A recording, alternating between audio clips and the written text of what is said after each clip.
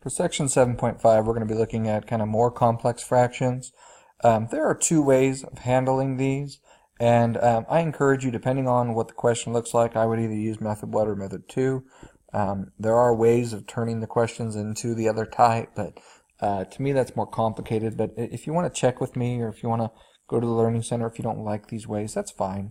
But if I have one fraction divided by one fraction, that looks terrifying. If I had something like 3/4 over 1/3, we go, oh my gosh, that's ridiculous. Why would I have a fraction in a fraction? Well, wait, doesn't this just mean to divide? So couldn't I just go, well, this is the same thing as 3/4 divided by 1/3. Well, that's not bad. That's just 3/4 times the reciprocal, 3 over 1, 9/4. That's my argument. If I have one fraction divided by one fraction, just do a fraction divided by a fraction. We multiply by the reciprocal, clean it up. So, for instance, this is one fraction divided by one fraction. It looks terrifying, but doesn't this just mean divide? So isn't this really just x over x minus 3 divided by 4 over 5x minus 15? And that's my first step, and that makes the question way easier. Because how do I divide by a fraction? Short answer is we don't. We take the second fraction, and instead of dividing, we multiply by the reciprocal. Be careful, as I flip this, do check that we're going to want to cancel things, so check if anything can factor, okay? So yes, the 4 is just going to stay at 4, but that 5x minus 15, they have a common factor of 5. Why does that matter? Well, because now we're back to multiplying fractions, which we've done before, and when I treat this like one big fraction, I can cancel out the x minus 3, leaving me with on the top a 5 and an x, and on the bottom a 4. So when it's one fraction over one fraction, multiply by the reciprocal, factor, and cancel. Change the division into multiplication. This section should not be that bad. Example 2. This is a fraction divided by a fraction. So I'm seeing 2a minus 5 over 3a divided by a minus 7 over 6a. Some people will start trying to change it here. That's where they start getting confused with what changes and what flips. And so I just recommend just rewriting this first and then changing it from dividing to multiplying, and then flip it to put the 6a on the top and the a minus 7 on the bottom. Okay? Check if anything can factor, but 2a minus 5 doesn't factor, 6a doesn't factor, a minus 7 doesn't factor. So really this is all we're left with. Does anything cancel? Does anything reduce? Well, yeah. When I treat it like one big fraction, I can reduce the 6 with the 3, making that just a 3, and I can cancel out the a's. So what am I really left with on the top? 3 times 2a minus 5 over a minus 7.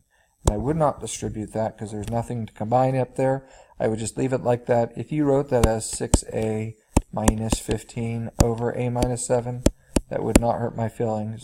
But this is really the better answer. We don't need to have that distributed out here. All right, so what happens when it's not one fraction divided by one fraction? This is x squared over y minus 5 over x, all divided by xz. And if you try to write this as x squared over y minus 5 over x divided by xz, that just becomes a mess. So we go, you know what, here's the other option. And technically I could have used this with the first one, but I find this to be an easier method. I find it really easy just if it's one fraction over one fraction, multiply, by the reciprocal and cancel. If it's not, clear out all the fractions. Look at all the denominators. Now this does have a denominator technically. This could be called xz over 1. Okay, but I'm going to multiply the top and the bottom of the big fraction by the least common denominator of these three things. Well, that would just be an x and a y. So I'm going to multiply the top of this thing by xy and the bottom of this thing by xy. The top and bottom of the big fraction. What does the xy do now? It travels to each of these. So what do we end up with on the top? Well, how about x cubed y over y? What happened to the y's? Poof!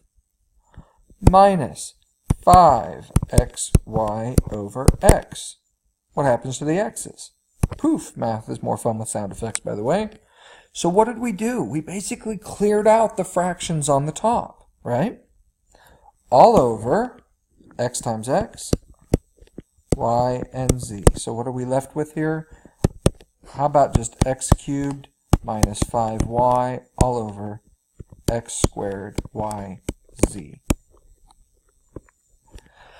Technically, there's a way of turning example 3 into like an example 2 question, but I find it's easiest just when it's this type of question. Just clear out all those fractions by multiplying the top and the bottom of the big fraction by the least common denominator.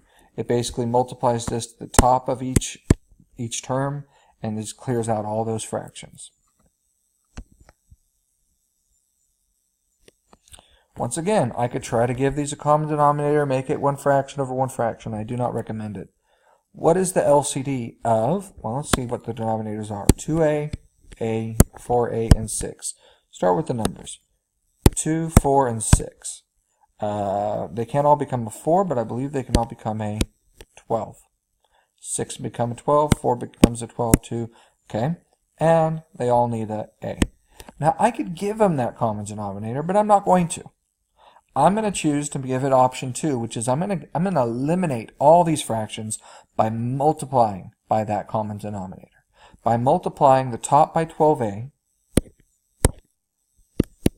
and the bottom of the whole big fraction by 12a, this basically distributes to these to give us 60a over 2a.